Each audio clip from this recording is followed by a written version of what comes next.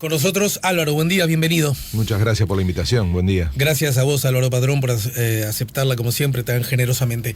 Bueno, naturalmente arriba de la mesa está la elección de los Estados Unidos, que todavía no llegó al final en cuanto al recuento de votos, ¿no es cierto? No, y yo, voy a evitar un poco que el único foco de análisis sea los números, porque sí, claro, yo aprecio mucho tu programa en cuanto a la capacidad de poder pensar un poquito por fuera de lo que normalmente los medios ponen. Ya acabas de leer además los titulares y esto todavía está abierto. Yo trataría de pensar un poco los escenarios, ¿no? Y te digo, se terminó dando el escenario más complicado posible. ¿En qué sentido? Claro, porque si pones atención, las encuestas que se volvieron a equivocar daban una ventaja amplia a Biden, ¿no? Hasta hace pocos días y desde hace casi un mes y medio se hablaba de 10 puntos de diferencia. Si bien siempre hay que esperar por las características de la elección norteamericana lo que ocurre, eso ahora lo voy a explicar un poco porque es muy raro que no se elige al presidente por voto popular, sino por los colegios electorales, pero sin embargo las encuestas realmente le daban mucha ventaja a Biden. Entonces la combinación de dos cosas es lo que nos presenta este escenario tan entreverado. Primero es lo parejo, nadie esperaba que fuera tan parejo. Y otra vez sorprende Trump, ¿no? Porque es una especie de déjà vu, ¿no? Es un déjà vu del 2016, en donde volvieron a equivocarse los mismos que se equivocaron aquella vez, sobre todo el sistema de encuestas, los medios de comunicación, en fin, un microclima que se había generado en aquella elección con Hillary Clinton, que luego se titula como sorpresa. Ahora vuelve a pasar lo mismo, entonces alguno te puede preguntar, ¿es una sorpresa? ¿No es? Yo diría que no es una sorpresa en cuanto este tipo de situación ya parece ser más habitual. Pero si lo comparamos con la expectativa que había hace un mes, parece una sorpresa. La segunda cosa que yo creo, además de esto de que termina resultando tan justo, hace complicado el escenario, es la pandemia. Pero no la pandemia por el componente de salud, por el asunto de cómo Trump se paró, de que si se enfermó o no se enfermó, ahora hay toda una teoría de que no estuvo enfermo, en fin, todo eso no es tan importante como el hecho de que la pandemia lo que generó en Estados Unidos es que 100 millones de personas votaran por correo. Claro. Y la combinación de que la elección sea tan pareja y se haya votado por correo es lo que termina de entreverar todo, porque lo que hay que casi asumir ahora es que esto no se va a cerrar fácil. Aun cuando yo les empiezo a decir ahora que está a punto de ganar Biden, que si depende de qué, lo voy a decir, ¿no? Pero que es lo que podemos leer en todos lados. Sí, claro. Si nos metemos lo vamos a encontrar en cualquier lado, así que yo lo diga agrega poco. Porque además, claro, muchas veces cuando yo, no es tu caso y diría ni siquiera es responsabilidad de los analistas, pero cuando uno espera que el analista, en cuanto a números, diga cosas que alcanza con saber manejar una computadora o menos, porque en realidad el número está ahí, el analista no tiene un vínculo especial de saber. Por eso, entonces, por eso digo de darle una vuelta un poquito más elaborada para que valga la pena a la gente que nos está escuchando, ¿no? Sí. Porque lo demás lo van a tener, como vos decís, apretando algunos botones del celular. Entonces, efectivamente, en este momento, que es estado por estado, está más cerca Biden, está a punto de conseguir los votos necesarios para ganar la elección. Pero esto se complicó mucho, va a estar muy entreverado, va a haber todo tipo de planteo judicial, van a llevarlo a un terreno de disputa judicial. Entonces, ¿pero por qué motivo? Porque bueno, Trump, vamos a ubicarnos de vuelta en ayer, ¿no? Te lo planteo desde este lugar. Porque Trump, este anuncio, el que se concretaría en caso que inicie una forma de... Ya se concretó, ya lo hizo en 3 estados. Bien, es algo que en realidad no puede sorprender porque lo había anunciado, ¿no? Sí. Entonces, desde la perspectiva nosotros, con la mirada nuestra uruguaya, republicana, institucional, respeto al funcionamiento del sistema, nos parece un gesto desleal a ese compromiso institucional. Y además, como diríamos en el barrio, de mal perdedor. Y como en general, también lo dudo acá en Uruguay, pero podríamos decir que en buena parte del público no es un tipo que nos caiga bien por múltiples y genuinas razones desde mi perspectiva, yo estoy entre los que cree que Donald Trump es una mala noticia, no para Estados Unidos, simbólicamente para el funcionamiento del planeta. Uh-huh. Pero eso no me impide, al contrario, me obliga a hacerme más preguntas acerca del Pinta. ¿Se entiende? Sí. Y la pregunta es, y en todo lo que reclama, dice, protesta, ¿no habrá alguna zona que es sensata y entendible? ¿Se entiende de lo que yo te entiendo y voy a tratar de justamente meternos en ese tipo de temas, porque repito, para seguir tirando números y enredarnos, ya sobran la información.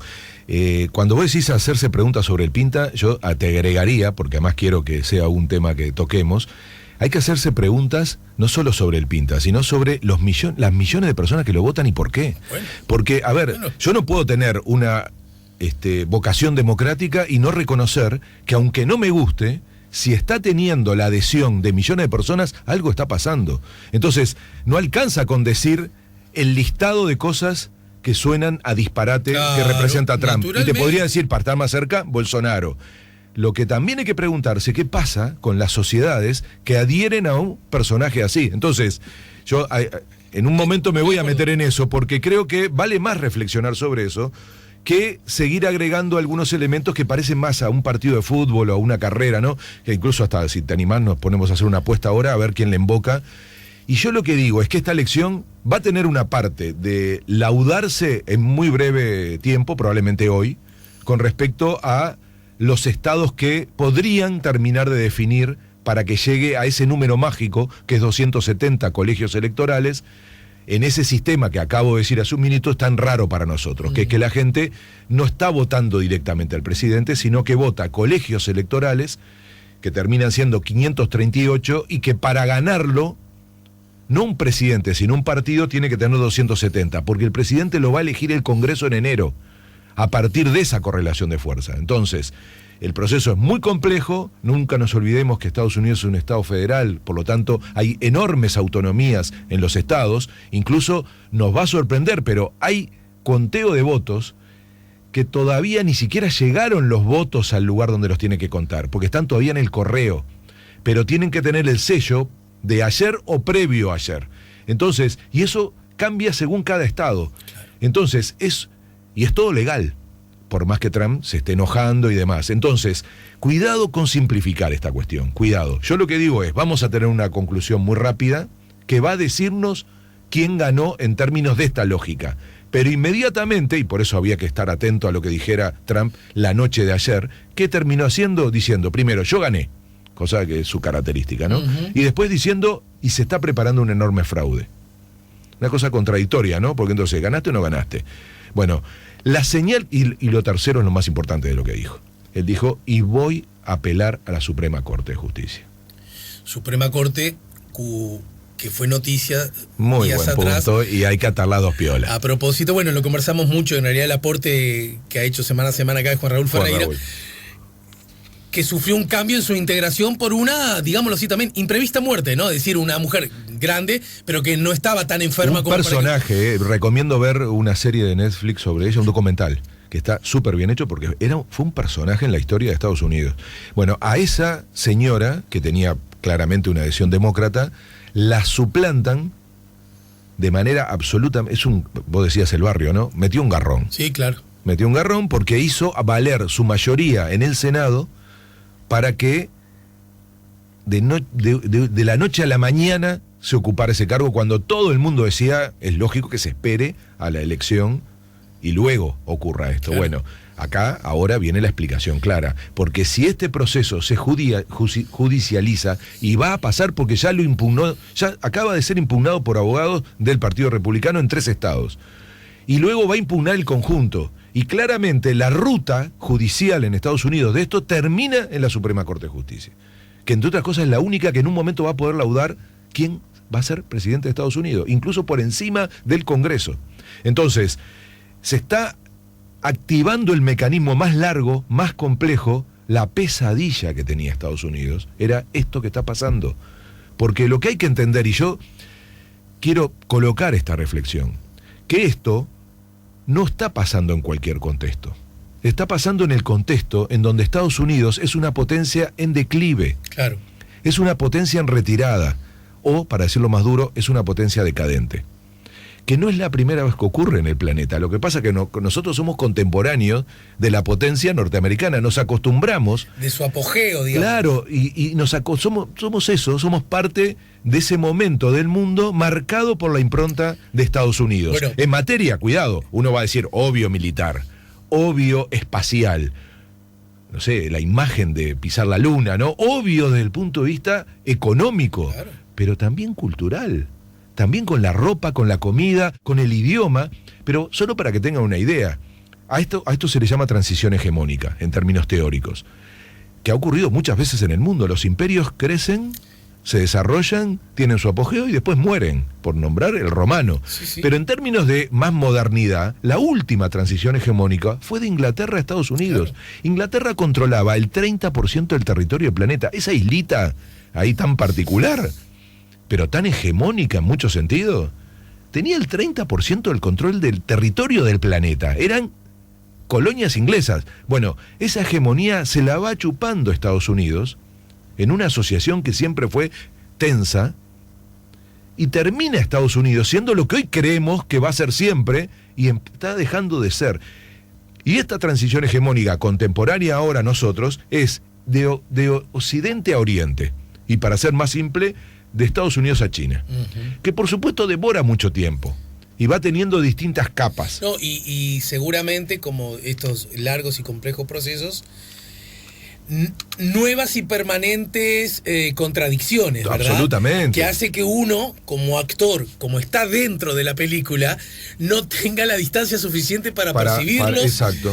Y para darse cuenta del momento histórico. Pero a mí me parece que es muy interesante lo que vos señalás, porque justamente, y en modo hipótesis te lo tiro, y casi como si yo fuera un alumno que está charlando con su docente. No me pongas en ese lugar.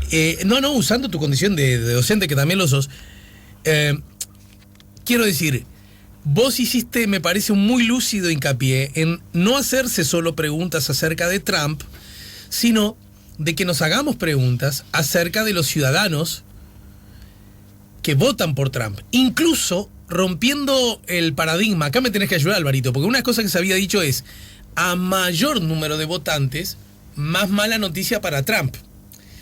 Bueno, logró mover las asentaderas de muchas personas muy lejanas de la actividad política, muy desinteresadas en general, sintiendo de que si no apoyamos a este hombre, se nos va nuestra grandeza, ¿no? Así. Y ese es un gran logro de comunicación que ha establecido este individuo, No te quepa ninguna con duda. la gente, pero que además está amparado, y te lo pregunto a modo de hipótesis, en esa primera condición: una potencia en declive. Sí. Cuando vos te empezás a asustar del destino que está llevando tu transatlántico, es que te agarrás del general, que vos no sabés si es el que más sabe, que vos no sabés si es el más preparado, ni siquiera sabés si es el más éticamente admirable, pero es el que te dice: volvamos a lo que éramos. Mira, a ver, hiciste el programa, porque en realidad pusiste ahí lo que es más importante interpretar, que es qué está pasando con la sociedad norteamericana. Trump no sale de un repollo. Trump es la síntesis, desde el punto de vista del líder, de una potencia en decadencia. O sea, Trump es el presidente a la medida de la situación que Estados Unidos hoy tiene en el mundo. ¿Por qué? Si yo digo que está migrando el poder de Occidente a Oriente, de Estados Unidos a China, lo que representa Trump es estar justamente a la defensiva, no a la ofensiva. Tan insólito es este momento del mundo. Enrique Iglesias tiene una frase que a mí me encanta, que es: no es una época de cambio, sino un cambio de época. Y como vos acabas de decir, es muy difícil de interpretarlo mientras uno está dentro de eso. Esto, te juro, que va a estar en los libros. Este momento de la historia va a estar en los libros, porque es este quiebre que estamos hablando. Entonces Trump no es ajeno a todo eso, y representa a una potencia que está en declive y que ha perdido el liderazgo mundial. Tan es así que su principal paradigma histórico de la hegemonía norteamericana fue la apertura. Y Trump habla del encierro, del proteccionismo. Miren qué paradoja de la época. La potencia que abrió al mundo y lo conquistó, se cierra.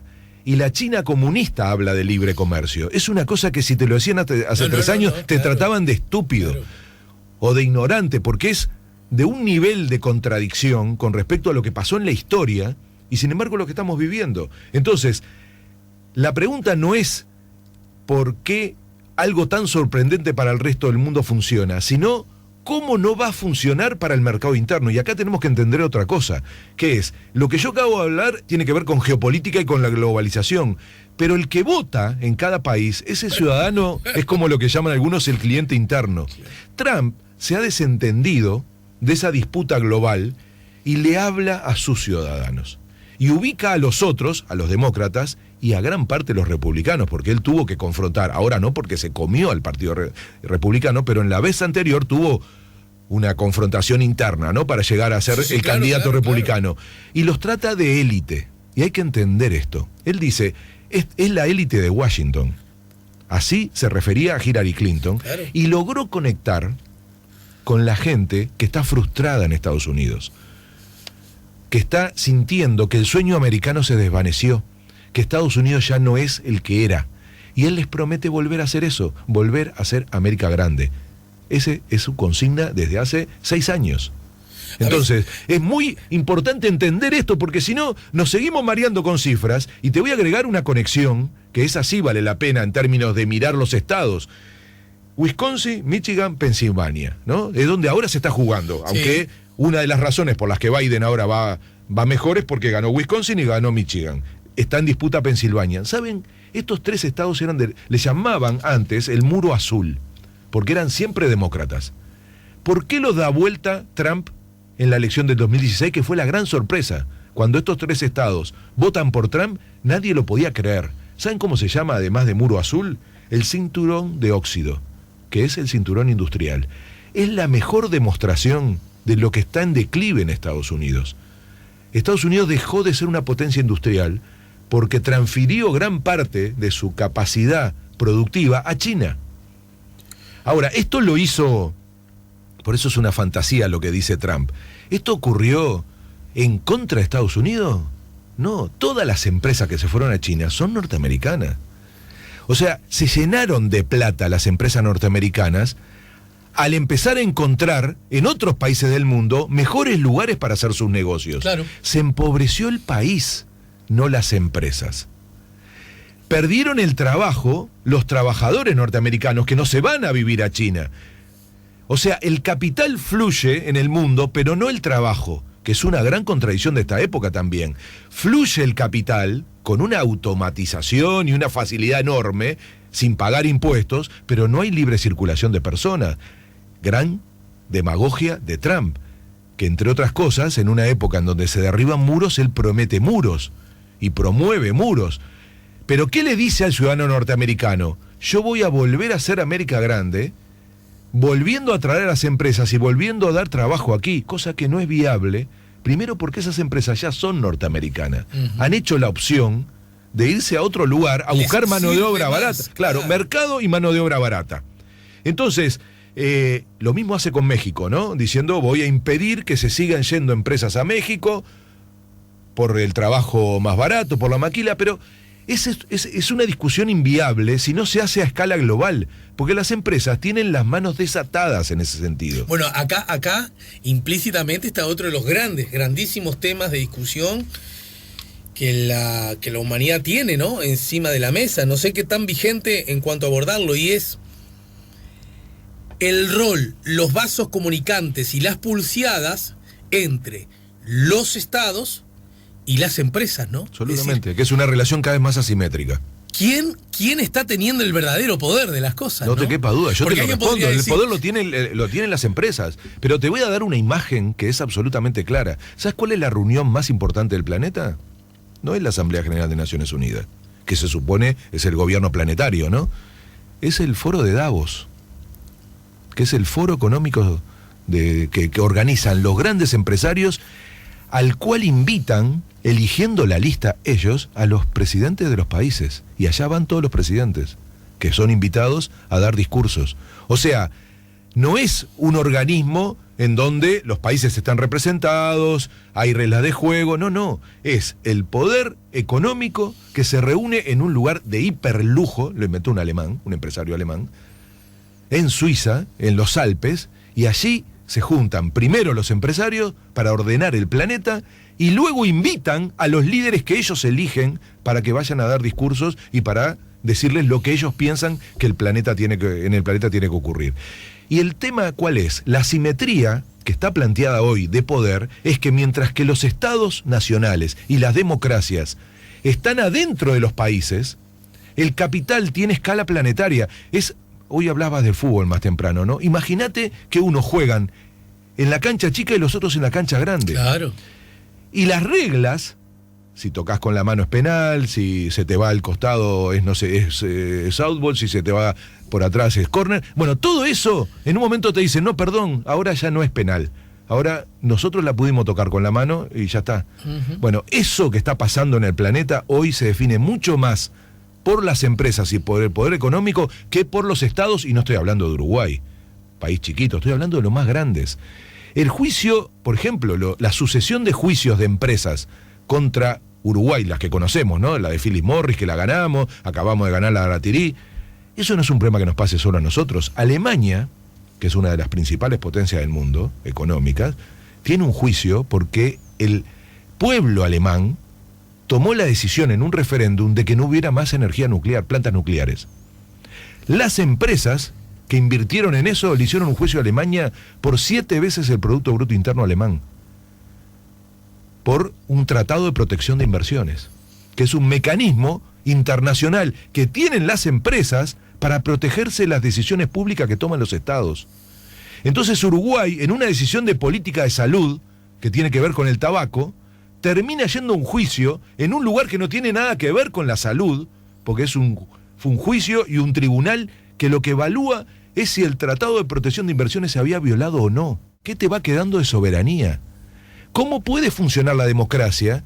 ¿Cómo hacemos en un país donde votamos algo que luego no tiene poder? Con lo que además, mira vos, esta pregunta, ¿qué nos va quedando de soberanía?, debería permitirnos hacernos la otra pregunta. ¿Y la soberanía debería posarse en las naciones, en los países, o debería instrumentarse una mirada más planetaria? Admito, no quiero hacer tráfico de ideas con mis oyentes y mucho menos contigo. A mí los nacionalismos históricamente me han parecido una mala noticia. Y más bien tiendo a ver a la humanidad como un montón de personas que habitamos una misma casa llamada planeta. Sí, pero... Y que en todo caso nos sirve tener una bandera para un partido de fútbol. Quiero decir, porque en realidad... Pero, mirá, yo coincido con esa perspectiva de anacronismo del nacionalismo. Pero te voy a dar 2 razones mucho más objetivas que no tienen que ver con lo que a uno le gusta más o menos, para esto que vos estás formulando como necesidad. Como pregunta, en realidad. Y yo lo digo que es una necesidad. Primero, los principales problemas del planeta son globales, ya no son nacionales. Empezando por la continuidad de la especie. Sí, o sea, claro. El principal problema del planeta hoy es el riesgo de que desaparezca, que sea inviable desde el punto de vista de la sustentabilidad. Bueno, ese problema no se puede resolver país por país. No tiene sentido la escala nacional para eso. Por poner un ejemplo que vamos a entender todos, estamos encima del acuífero de agua dulce más grande del planeta, que es el acuífero Guaraní. Si lo contaminan en Paraguay o en Uruguay, da igual. Si no tenemos una política compartida, la naturaleza no respeta los límites ridículos que puso el hombre. Claro. Entonces se va a contaminar el acuífero Guaraní, aunque tengamos la mejor política pública en Uruguay, porque lo van a hacer otros que están encima también del acuífero Guaraní. Entonces, eso vale para todo el planeta. Entonces, la mayoría de los temas hoy, sustantivos de la humanidad, son de escala global y necesitan políticas globales. Y necesitan, acá está la clave, un gobierno global. A eso me refiero. Entonces, lo que tenemos que construir es una gobernanza global, ojalá democrática, porque también en eso va a empezar a jugar los intereses y las presiones, los tamaños de los países y demás. Por lo cual, mi teoría es que la única forma de recuperar soberanía es compartiéndola. Naturalmente. Por ejemplo, en una lógica de integración regional. Es lo que entendió Europa desde el comienzo, que ellos iban a pesar más si se juntaban. Esto es otro elemento clave de cualquier barrio, ¿no?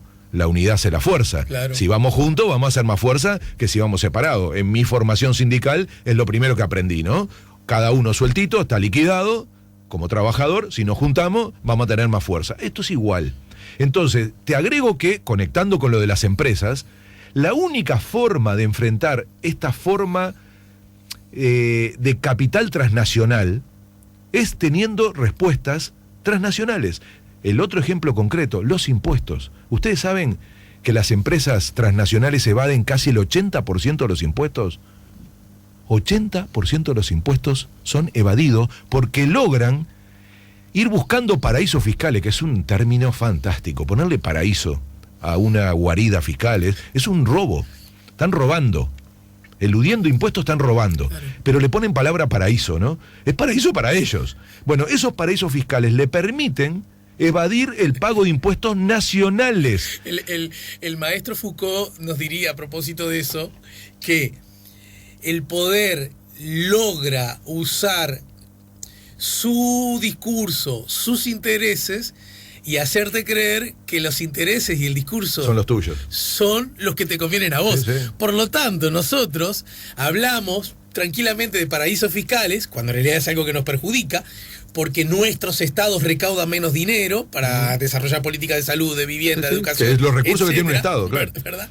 Del mismo modo que, me acuerdo, pobrecito Arana que murió, ¿no? En forma tan sorpresiva, estaba grande, pero pudo haber vivido un rato más, cuando él decía, hemos naturalizado la concepción de la teoría del derrame, pero no hay nada más ofensivo para la humanidad que a vos te vaya bien porque a alguien se derramó lo que le sobraba. Increíble. ¿Verdad? Sí, y sí. sin embargo, es tan habilidosa la estructura semántica del poder que decimos, no, la teoría del derrame, esto que les encanta el mercado, ¿no? El mercado en el sentido de ser generoso por sí mismo y justo por sí mismo, en ese sentido, ¿no?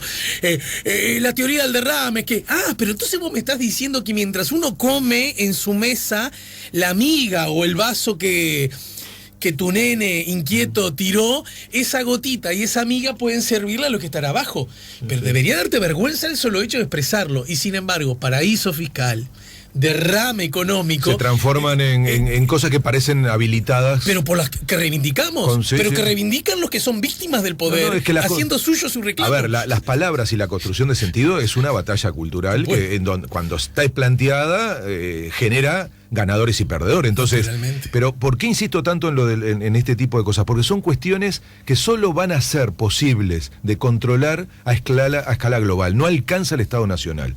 Entonces, pero esto lo están diciendo los ricos, no lo digo yo. Soros ha dicho más de una vez, nos tienen que parar porque nosotros no sabemos parar. Los que nos dedicamos a hacer plata no sabemos parar.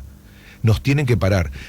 ¿Cuál es el problema? Que la forma de pararlos son las regulaciones, las leyes, que están encerradas, la democracia, está encerrado en el Estado-Nación, mientras que ellos están libres por el mundo. Claro. Entonces van eludiendo los estados y van eligiendo a dónde vienen. Tan es así que andan ofertando su inversión como quien generosamente viene a traer prosperidad. Y en realidad van detrás de su lucro, con todo sentido en un sistema capitalista. Yo no lo critico. Fíjate la humanidad cómo ha avanzado desde acá me tenés que corregir si le erro el collazo. De la Segunda Guerra para acá, la humanidad entendió, vos no podés ser un increíble criminal, haber perpetrado los crímenes más difíciles de transformar en palabra por lo horrendo que sos, y salvarte de la justicia solo por el hecho de cambiar de país, ¿no es cierto? Claro. Entonces empezó a generar instrumentos para decir, no alcanza con que este asesino, este violador, este secuestrador, se haya escapado de su país, alcanza con que cruce una frontera metido en la valija de un auto para que la mano de la justicia no le alcance. Entonces, los estados con más o menores eficiencias, con más o menos retraso, con más o menos vocación de justicia, han entendido esto un poco, ¿no? Y han dicho, no, mira, no alcanza. Entonces, por ejemplo, si un estado no condena, como Uruguay, a a la hija de María Claudia Hellman, a la que la trajeron embarazada, teniendo menos de 20 años, de otro país, la pusieron presa, dejaron que pariera su niña, después le secuestraron a la niña y después la asesinaron a la muchacha, ¿no? ¿No? Qué locura. Y ya que el Estado no fue capaz de hacer esa investigación, hay instrumentos un organismo dice, no, internacionales. mirá, Estado, tenés que hacerlo. Curiosamente, ese mismo gesto molesta y ofende a otros actores políticos del Uruguay, ¿no? Por supuesto, pero... Pues dice, ay, pero lo que te quiero decir es que, Sí. ayúdame en esto, profe. No, está totalmente bien orientado. Eso es construcción esa de... mano, Sí. para los delitos de lesa humanidad, por ejemplo, empezó a funcionar. A veces certeramente y a veces con más retraso. Pero empezó a funcionar, ¿verdad? Sí, ya sí. no te puedes hacer el loco. Sí. ¿No? Pinochet no puede decir, me voy a pasear, total, no pasa nada. No, Te agarraron en miren que usted... Inglaterra. No, Sí. ¿verdad? Ahora, curiosamente, el otro delito, el que te afana impuestos, ese sí. Ese está legitimado. No solo anda libre, Sí, sino sí. dice, epa, acá estoy yo, el que evado impuestos. Sí. Mirá que... Ofreceme tu paraíso. Claro, para ofreceme poner a ver plata qué acá. mejores condiciones me das. Entonces, mientras yo eludo los de mi país. Por eso, es bueno el ejemplo que pones, porque demuestra que es posible construir ese tipo de regulación internacional. No es verdad que no es posible. Hay que tener voluntad política, hay que crear organismos, hay que hacer que funcione. Entonces, hay propuestas, ¿eh? Es famoso la idea de un impuesto global para justamente controlar a esos capitales. Pero yo voy a dar un dato que es el que rompe los ojos, y yo creo que es una de las cosas, junto con la crisis climática, más preocupante de este momento del mundo. El 1% de la población tiene la misma riqueza que el 50% de la población. Este nivel de concentración de riqueza nunca se dio en la historia de la humanidad. La humanidad hoy tiene más riqueza que nunca en la historia del planeta. No podría haber una persona con hambre. Empezamos a hablar de 1.000 millonarios como si fuera algo natural. Yo soy de la generación que había una película, no sé si te acordás, A ver. El robo del $1.000.000, Sí, con Robert claro, Redford. claro. Hoy $1.000.000 es cambio chico. 1.000 millonarios significa que pasó el monto de Me 1.000 acuerdo millones de cuando dólares. Susana Jiménez en los 90 regalaba $1 millón Y era una locura. en su programa. Y yo me acuerdo, mira qué ingenuo, ¿no? Qué ingenuo, siempre la chiquita, ¿no? Y yo dije, pero $1 millón. Se lo dijo a un amigo que le empezaba a ir bien a la vida, ¿no? Y yo dije, $1 millón, pero debe ser como toda la plata que tiene Susana Jiménez. Bueno, le vino un ataque de risa a mi interlocutor al pensar, al darse cuenta que yo creía que Susana Jiménez tenía solo $1 millón. Claro. Y me dijo, hace tiempo que no lo veo a este amigo, debería recuperar esa amistad. Me dijo, mira que si me apurás y hago cuentas, Lo y tengo yo no yo. sé si lo tengo yo. Sí, claro. Y te aseguro que ya a nadie le llama mucho la atención un monto así. Igual, yo en esa barra no estoy todavía. No, pero a ver, No, pero está entendiendo una lo que casa decís. cuesta Claro, $150.000. empezó a sumar. Ahora, mi punto acá es el siguiente. Esto que está pasando nos tiene que llamar la atención.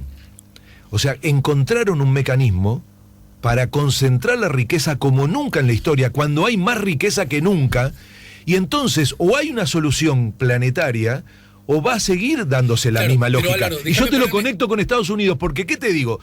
De los 1.000 millonarios del planeta, más del 70% son norteamericanos.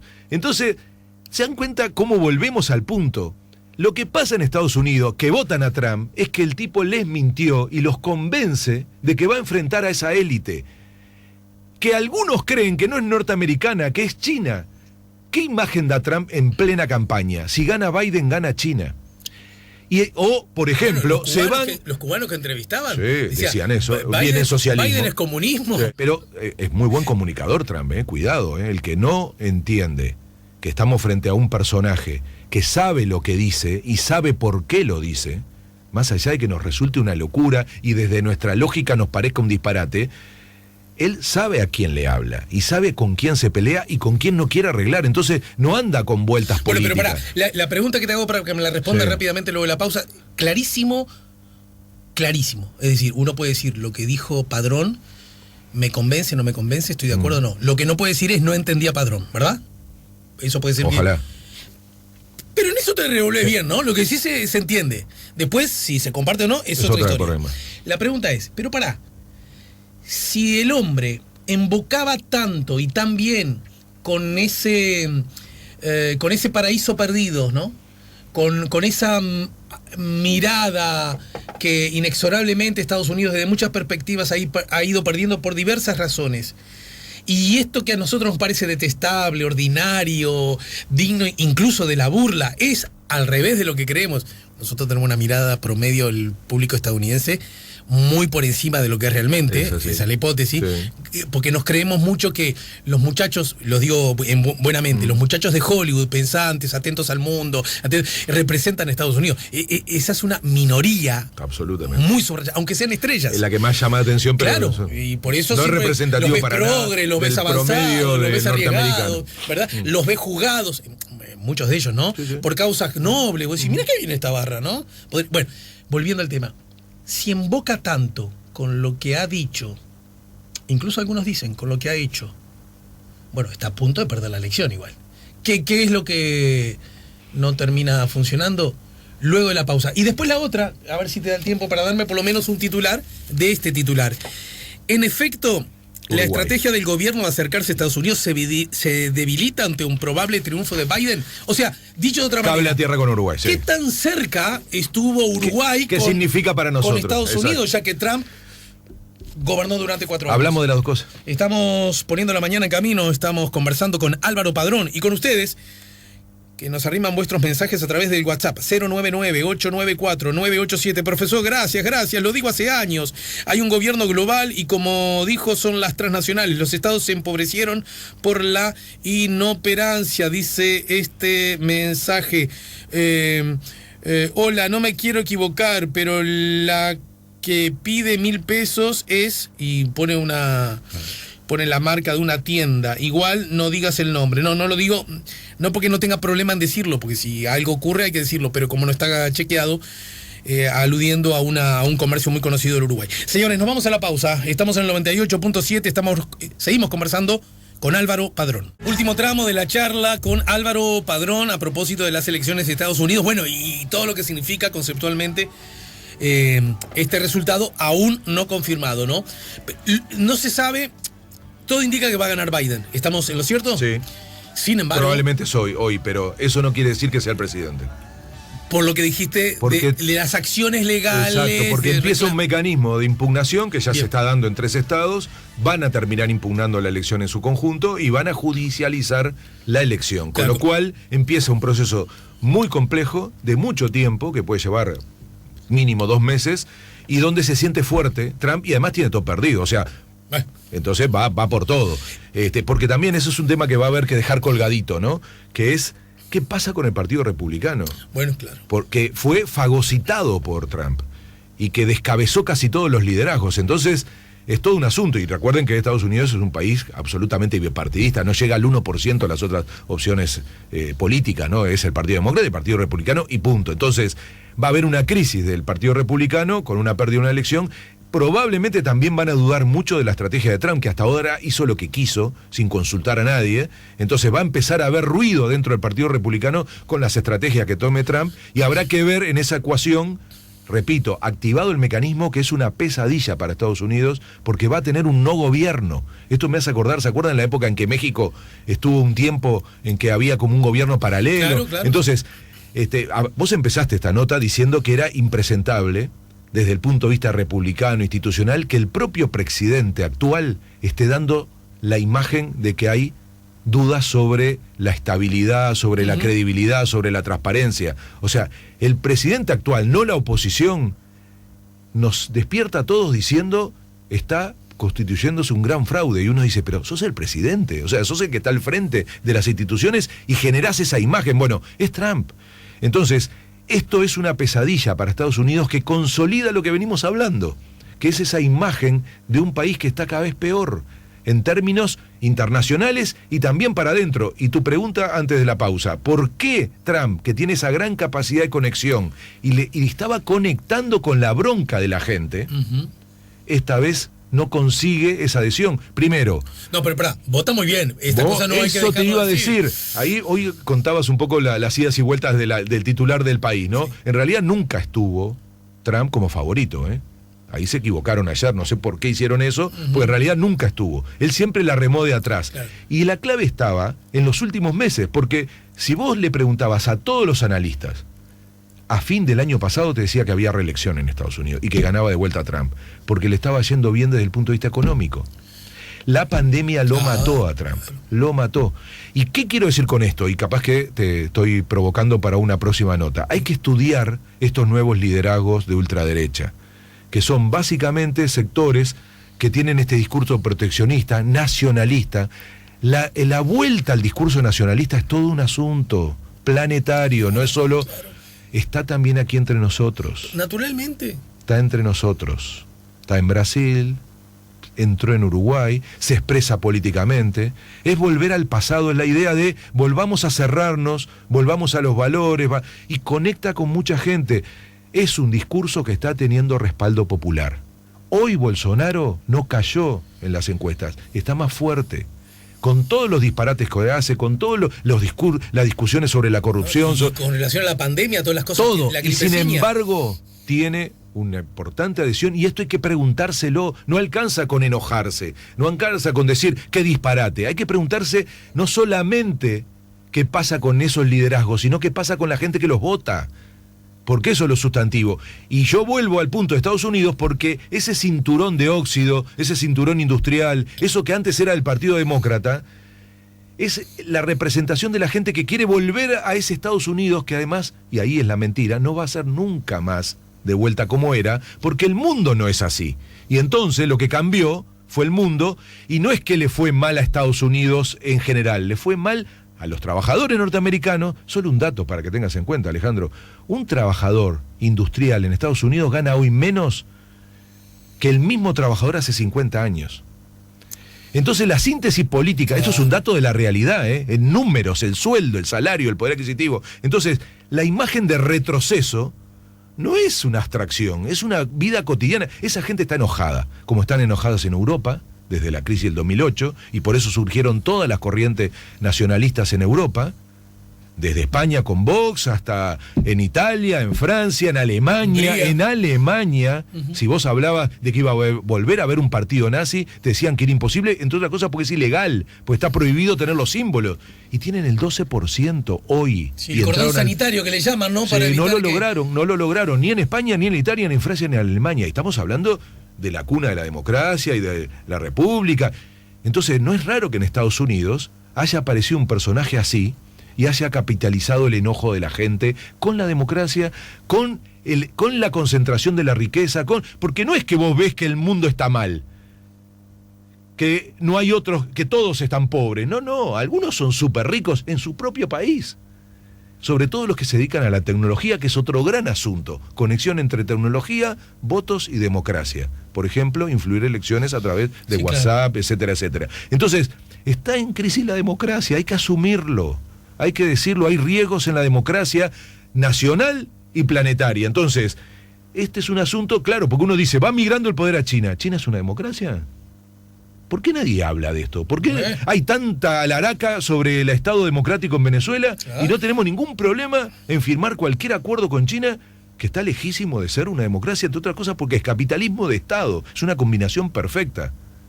Entonces, cuidado con los rumbos del planeta, y lo que tenemos que entender que esta elección en Estados Unidos es parte de ese contexto, de un país que está en retroceso, y Trump es representativo de un país en retroceso. Trata todo el tiempo de dar la imagen de alguien que va a recuperar la grandeza norteamericana, cuando eso hoy es una fantasía. Pero es muy potente como discurso, porque la gente sueña con eso, por eso tiene el voto, y si lo miramos desde el punto de vista demográfico, nos vamos a dar cuenta que lo votan anglosajones, blancos, mayores de 50 años, que añoran el sueño americano.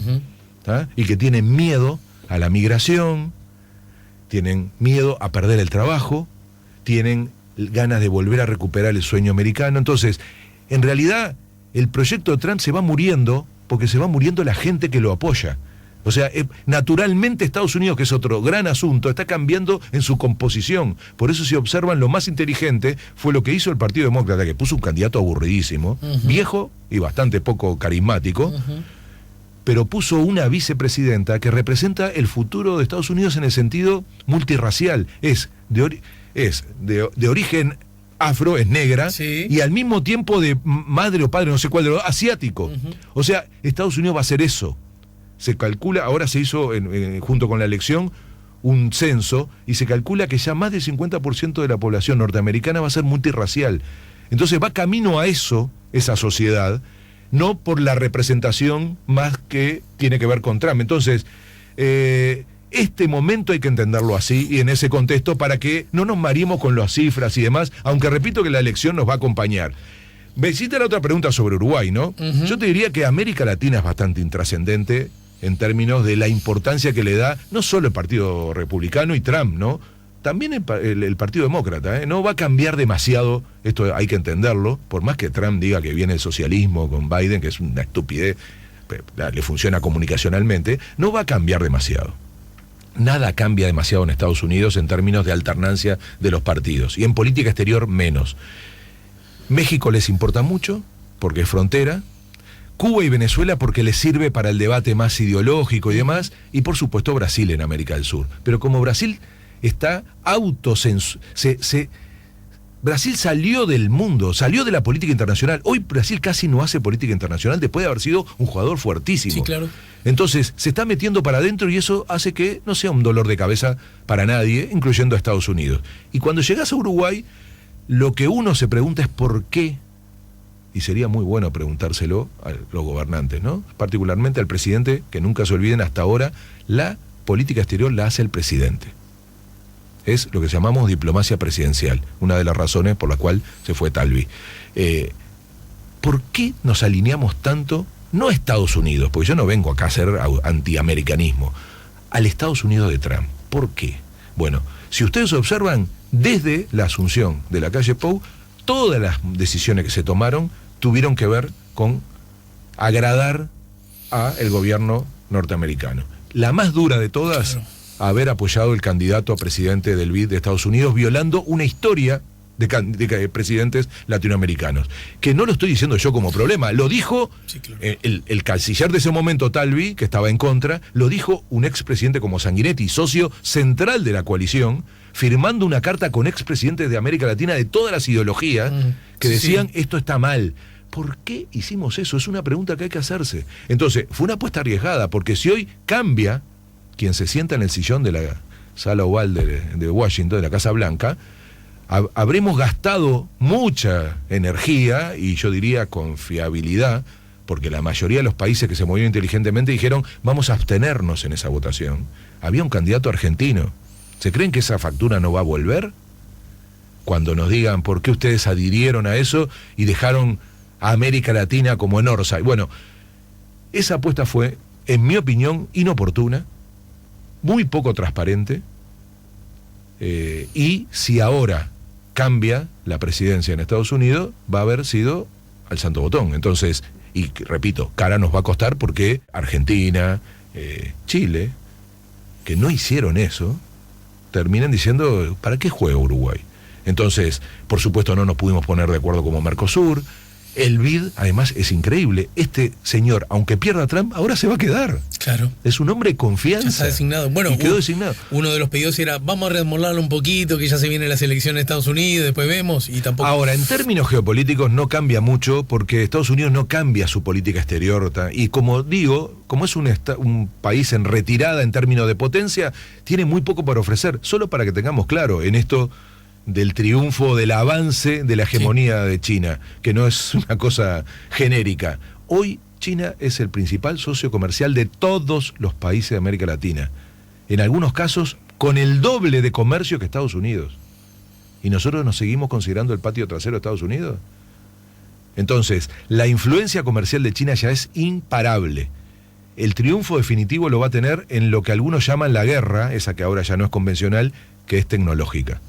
Si China triunfa, sobre todo en la tecnología y lo que va a ser la inteligencia artificial, que es a la disputa, y si ustedes observan, es desde donde se tiran las balas actuales de una guerra. Sí, recordemos los líos con Huawei, exactamente, ahí, ¿no?, consolida su hegemonía, mucho más que en términos militares, que deja de ser una categoría tan valiosa para evaluar el poder de una potencia. De hecho, China invierte relativamente poco en materia militar. Entonces, en esa disputa estamos, y también ahí nos va a costar esta especie de adhesión al gobierno norteamericano, porque China observa muchísimo cómo se comportan los países en cuanto a las decisiones de política exterior, para ver en dónde pone más énfasis, y no se puede andar en esta disputa global bien con los dos. Hay que ir moviéndose de una manera que al final uno hace opciones, y yo diría que hoy, claramente, en términos de futuro, parece más razonable poner fichas en China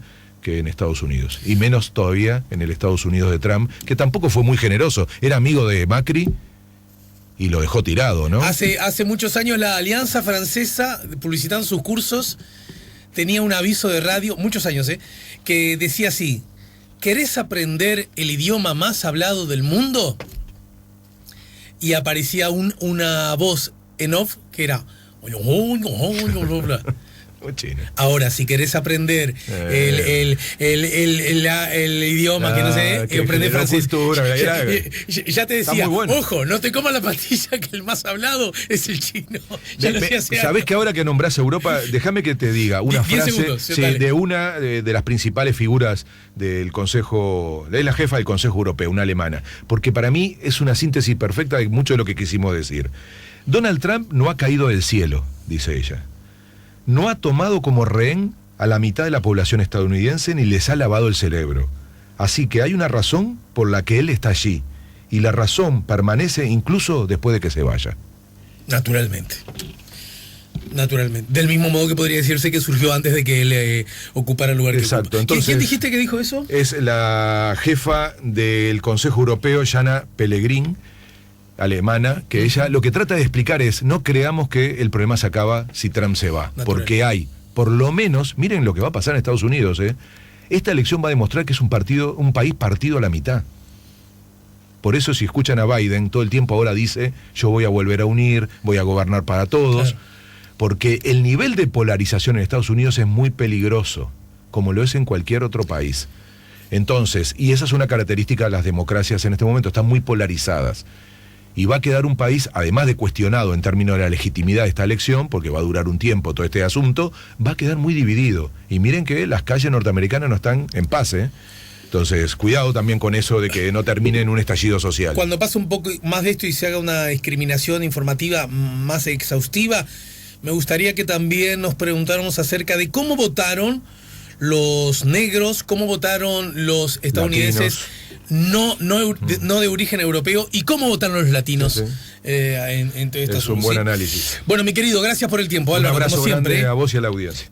Si buscas un portón automático para tu casa o para la oficina, asegúrate que sea fuerte, que sea seguro, que sea práctico, que sea un SEA. Porque solo un portón SEA te asegura el mayor respaldo técnico, un service propio en todo el país y la garantía de todos sus productos. Ingresa en seaportones.uy o llama al 2601-2611. Si vas a elegir un portón, que sea un SEA.